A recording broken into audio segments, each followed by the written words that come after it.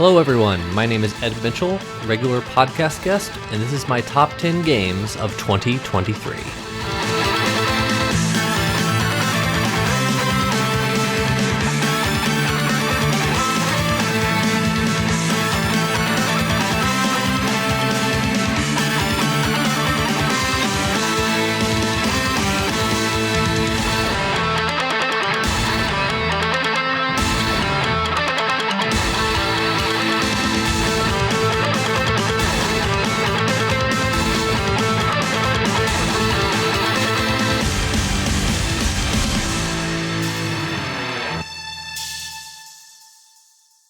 Sorry not sorry about Baldur's Gate.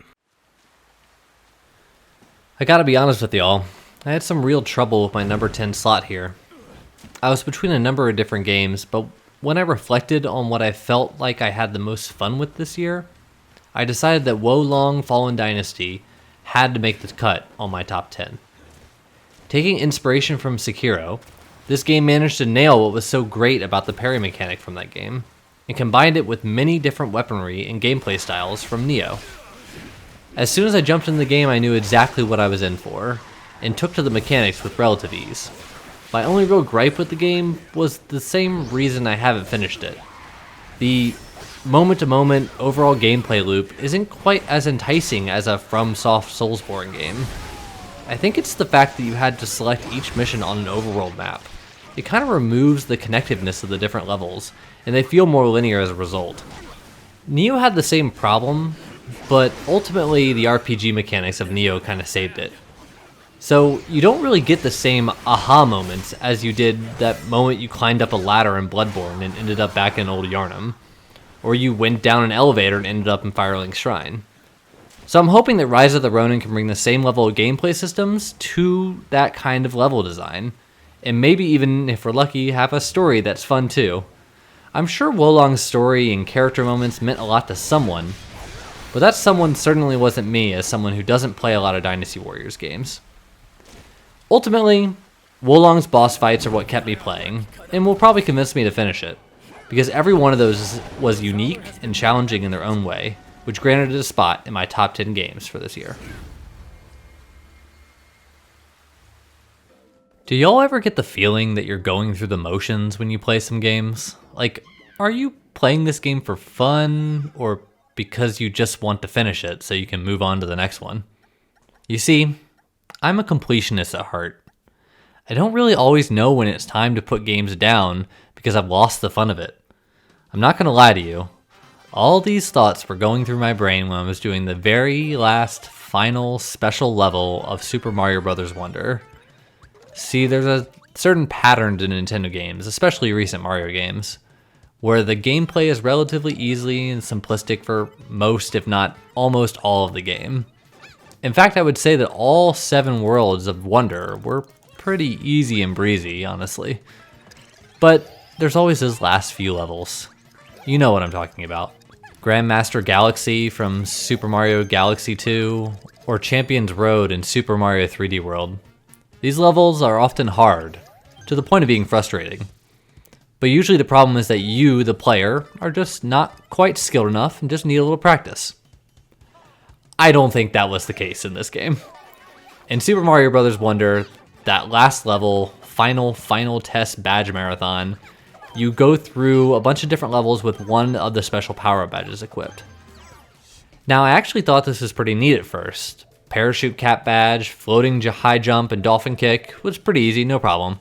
Crouching high jump, the wall climb jump, spring feet, the spring feet especially was annoying, but whatever. But it's the last section that really raised my blood pressure. Jet run, boosting spin jump, grappling vine, those were fine. But the very last part of the level, the worst part of the level, was invisibility. You have to navigate the entire incredibly tricky platforming section, and you can't see where Mario is. You have these clouds that you would go through, and it kind of gives you an idea about where he is, but the whole time you're bouncing, and you just lose track so easily.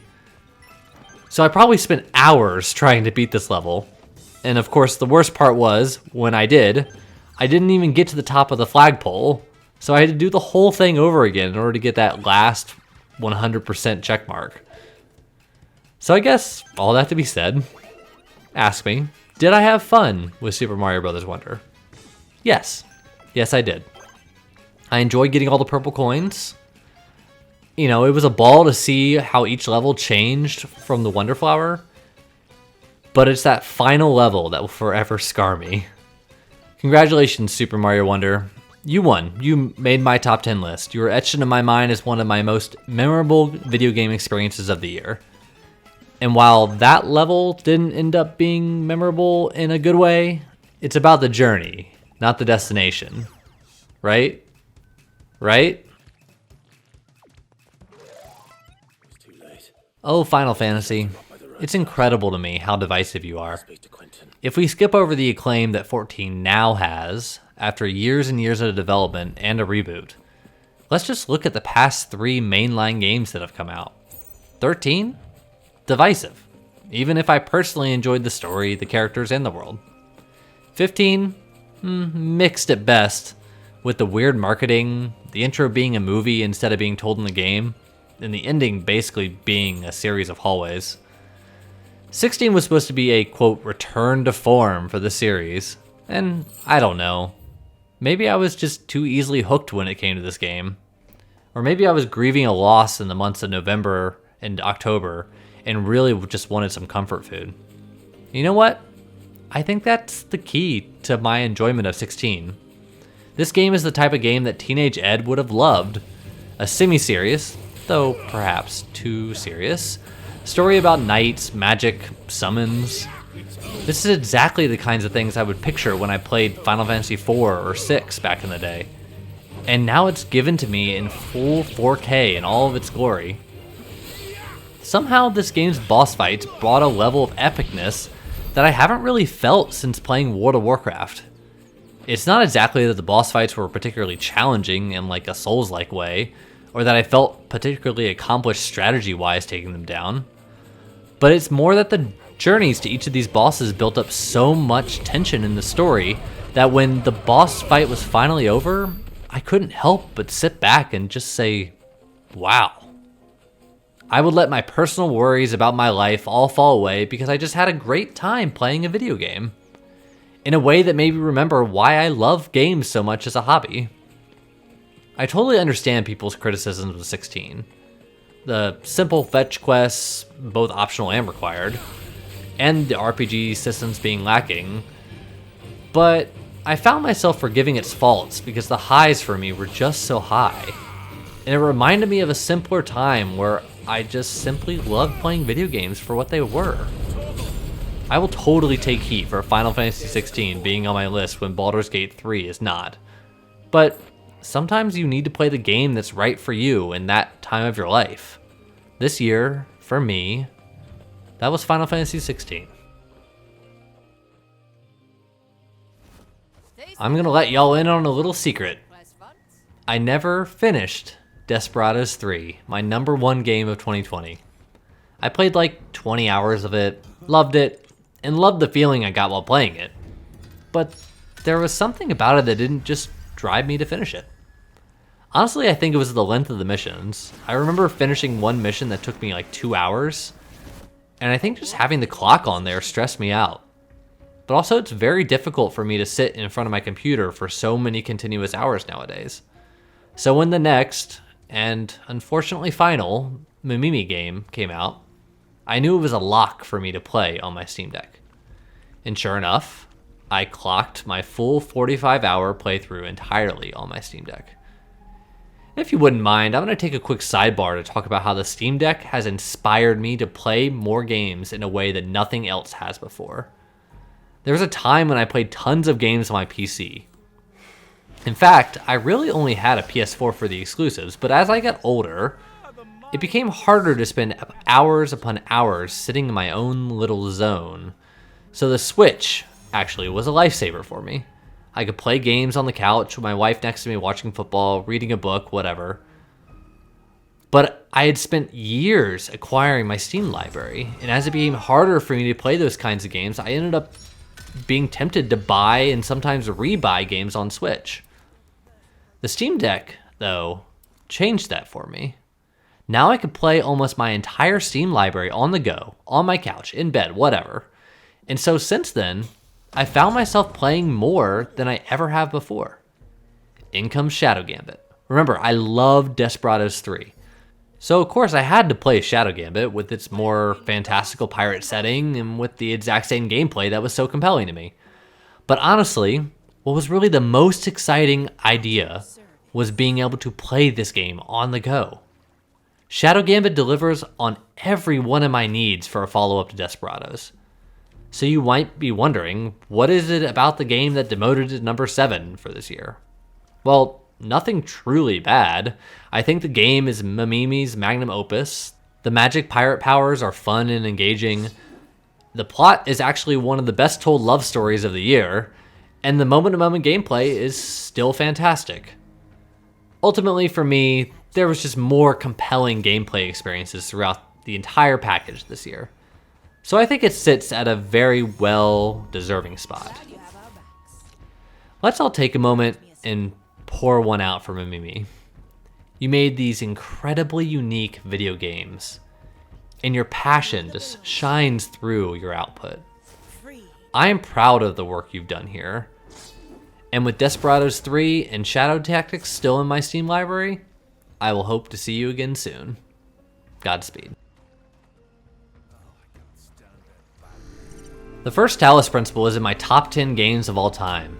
It's not even necessarily about how great the puzzles are, which they are, or the fact that first-person puzzlers might be my favorite genre in video games. It's because the first game has this vibe of being mysterious. The commanding voice of Elohim telling you what and what not to do. These strangely captivating text adventures talking about philosophy with your fellow robots. And you just trying to figure out what these puzzles really mean to the overarching narrative. The Talos Principle 2 does all that, just with a slightly different manner. Elohim's voice is replaced with Prometheus, Pandora, and the Sphinx giving you cryptic instructions on what you're actually attempting to do. And the text adventures are replaced with discussions with 4 different characters who all have their own opinions, problems, perspectives. And the puzzles? Well, the puzzles are just there to give you space to think about the impact of decisions you're going to make for the city. You see, as 1K, you wake up and you're given this huge burden of being the last one to be born. That immediately makes you a celebrity, meaning everyone turns to you to figure out their problems. It's a very different vibe from the first game, where you didn't really realize you were special until the ending. And maybe that's okay. The first game emphasized so much on what it means to be human and how humanity should live on.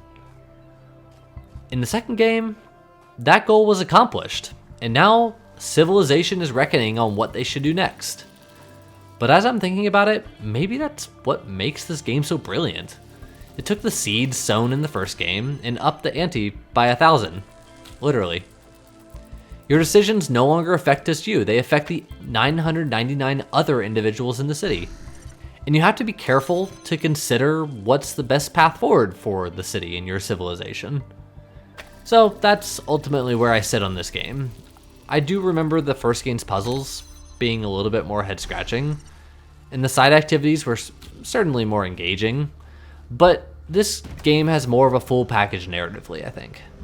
And between characters like Al, Byron, Miranda, Athena, it certainly delivers on that front. This year is yet another fantastic year for indie games. It shouldn't really be a surprise anymore. And Dredge is just one example of a great fishing video game to come out this year. Now that we're in my top 5 games for this year, I wanted to share the dividing line between my top 5 and the rest of the games that I played. My top 5 games were all games that I started and basically couldn't put down until I finished them. I was obsessed with Dredge. And honestly, it's not because I'm a huge fan of fishing games or fishing mini games. It was because the ultimate gameplay loop was so reminiscent of my favorite water-based survival game, Subnautica. You go out, you gather materials, in this case fish and other parts for your ship, and you use them to sell for money and craft upgrades to your boat. And slowly, you get more powerful to go further and further from the home island that you start at, out into the wider ocean and explore other islands around you. And there's always danger on the horizon, whether it's night or day, calm or stormy. I loved pretty much everything about Dredge, and I played it solidly for days as I explored the different islands, each infested with their own eldritch horror. Not to mention the look and the feel of this game, the characters, the locations, also reminded me a lot of another one of my favorite games of all time, Dishonored.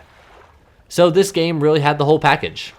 It invoked other games I loved without copying them, and it stands on its own as a little horror, a little power fantasy, and a little fishing minigame. So in short, I highly recommend it. Have you ever wanted to play a real-time strategy game where you control a dog barking orders at humans? Well, do I have the game for you. Humanity's unique real-time strategy puzzler where your job ultimately is to get humans from one part of the map to the other. What at first seems like a simple, peaceful puzzle game ends up revealing itself as a true RTS-style game where units are fighting against enemy units in a tug-of-war style battle for supremacy of the level. I certainly didn't realize that's what I was signing up for when I first booted up Humanity, but like Dredge, once I got into it, I really got into it. A lot of people say this game is basically Lemmings, and maybe that's true, but I think what's important to remember is that unlike Lemmings, and other than a few levels as exceptions, you're basically granted infinite humans to use to solve the puzzle. In fact, some of the levels require you to sacrifice one stream of humans so that another stream can end up beating the level.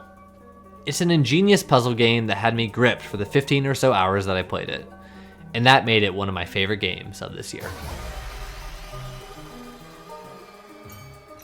Over my years of playing video games, I always like to try out games that do things slightly different than others. Chance of Sennaar is one of those games. In video game design, there's this concept called conveyance, which is the ability for an art form, in this case games, to communicate without using words.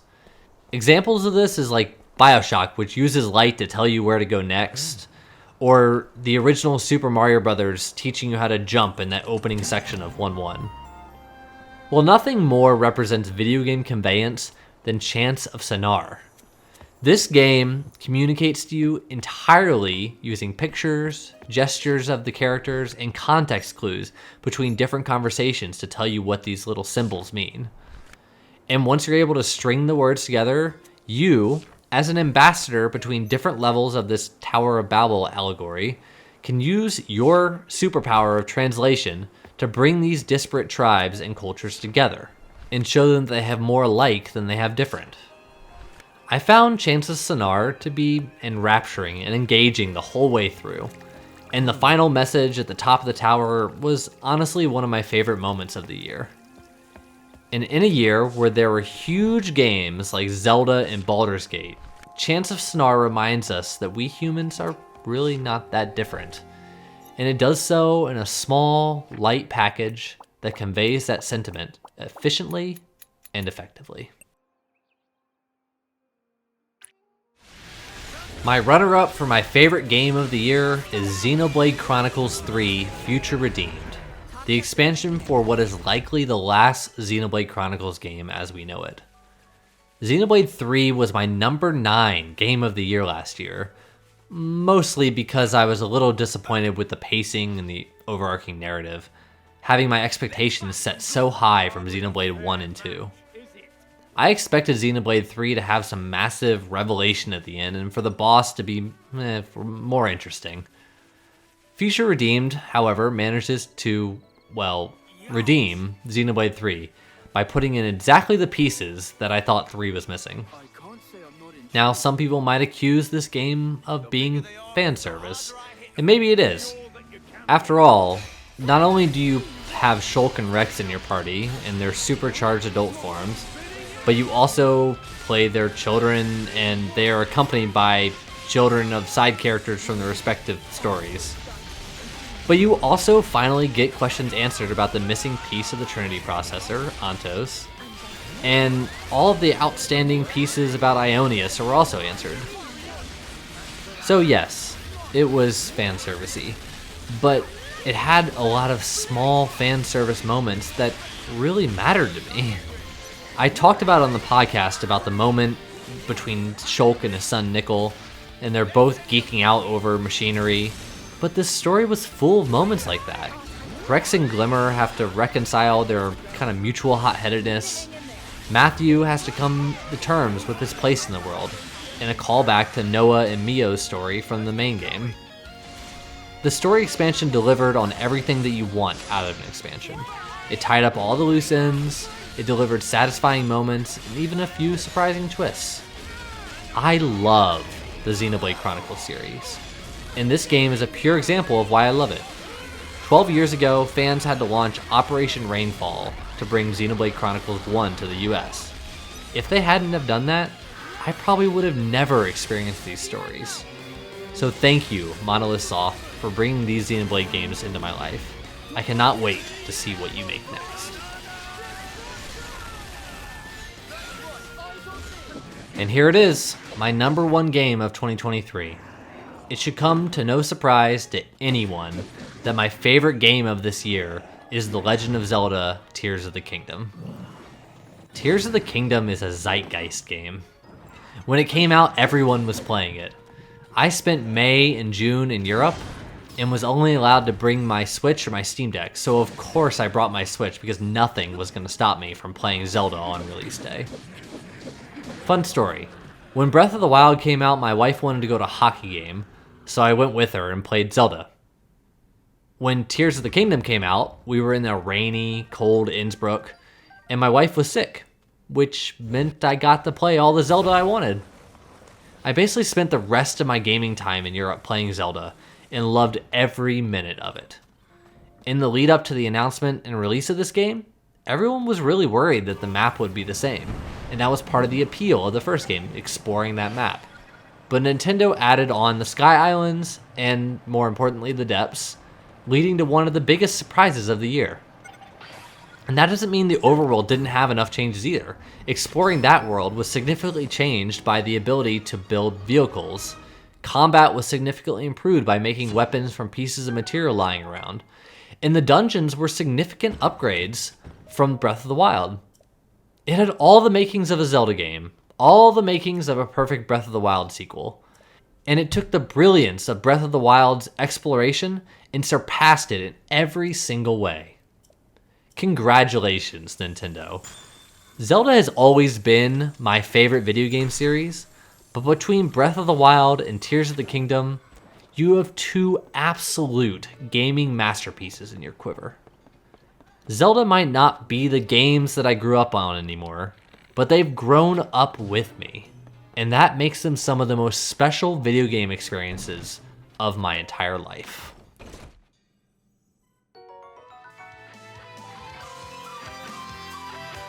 And that's it. That's my top 10 games of 2023. 2023 was a huge year of change for me. I mentioned it with Zelda that we went to Europe for 2 months, and I moved halfway across the country. So now I'm finally feeling like I'm back in a routine. With me joining Fantasy Critic this year, I look forward to joining more podcasts so I can rub in everyone's faces my excellent draft picks. So yeah, thank you so much for watching my video. I look forward to seeing y'all more in 2024. Happy playing.